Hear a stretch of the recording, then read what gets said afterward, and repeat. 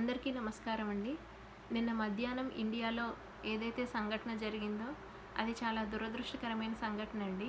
Flight crash అనేది. ఫ్లైట్‌లో 242 మంది ప్రయాణికులు ఉంటే 241 మంది ప్రాణాలు కోల్పోవడం అనేది జరిగింది. అందులో 11 మంది పిల్లలున్నారు. 2 పసిపిల్లలు ఉన్నారండి. అదేవిధంగా ఎంతోమంది పెద్దవాళ్ళు వాళ్ళ పిల్లల్ని కలవడానికి వెళ్ళేవాళ్ళు. అలాగే ఒక నవవధువు కూడా ఉందండి. ఆమెకు అప్పుడే కొత్తగా పెళ్ళయిందంట. పెళ్ళైన 1 వీకో 2 వీక్సో అయ్యింది. అయితే భర్తను కలవడానికని వెళ్తుంది. ఆమె కూడా ప్రాణాలు కోల్పోవడం అనేది జరిగింది. ఇలా చాలామంది చనిపోయారు. ఈ సంఘటన అనేది చాలా దురదృష్టకరమైంది. ఆఖరి చూపు కూడా వాళ్ళ బంధువులకి, వాళ్ళకి తల్లిదండ్రులకు కానీ, స్నేహితులకు కానీ ఎవ్వరికీ కూడా ఆఖరి చూపు కూడా లేకుండా పోవడం అనేది చాలా విచారకరం అండి. అసలు మొత్తము కూడా బూడిదైపోయింది. మొత్తం కాలి బూడిదైపోయింది.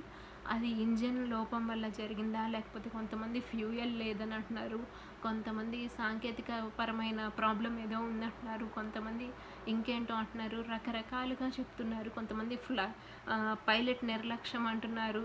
ఏదైనా కానీ 241 మంది ప్రాణాలు అనేది మటుకు గాల్లో కలిసిపోవడం అనేది జరిగింది. పాపం వాళ్ళు ఆనందంగా ఫ్లైట్ ఎక్కారు.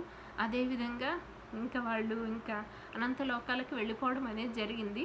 ప్రతిసారి కూడా అండి మేము ఫ్లైట్ ఎక్కేటప్పుడు నేను దేవుడికి దండం పెట్టుకుంటాను, దేవుడా సేఫ్గా ల్యాండ్ అయ్యేలాగా చూడు అని. ఆ ఫ్లైట్లో జర్నీ చేస్తున్నంతసేపు కూడా నేను నిద్ర అనేది నాకు రాదండి.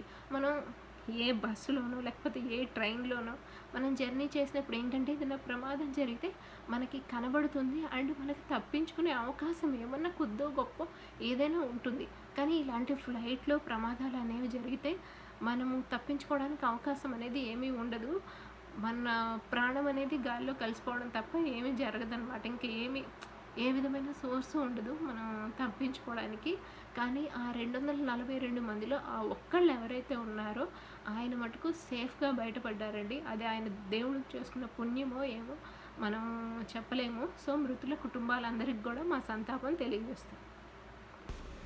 ఫ్లైట్ అనేది 1:38కి బయలుదేరిందండి. బయలుదేరిన 4 నిమిషాల్లోనే ఫ్లైట్ క్రాష్ అనేది జరిగింది. ఆ ఫ్లైట్ క్రాష్ అయ్యింది డాక్టర్స్ది హాస్టల్ ఉంటే హాస్టల్ మీద పడిందండి.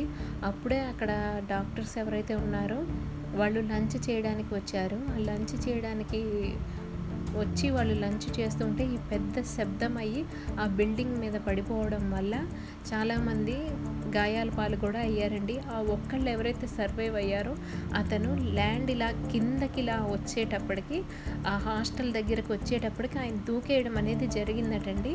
మన ప్రధానమంత్రి మోదీ గారు వెళ్ళి అతన్ని పరామర్శించడం జరిగింది.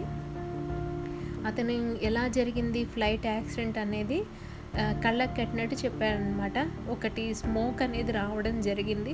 వచ్చేటప్పటికి నాకేదో అనుమానం వేసి నేను ఫ్లైట్లోంచి కిందకి హాస్టల్ దగ్గరికి వెళ్ళేటప్పటికి దూకేశాను.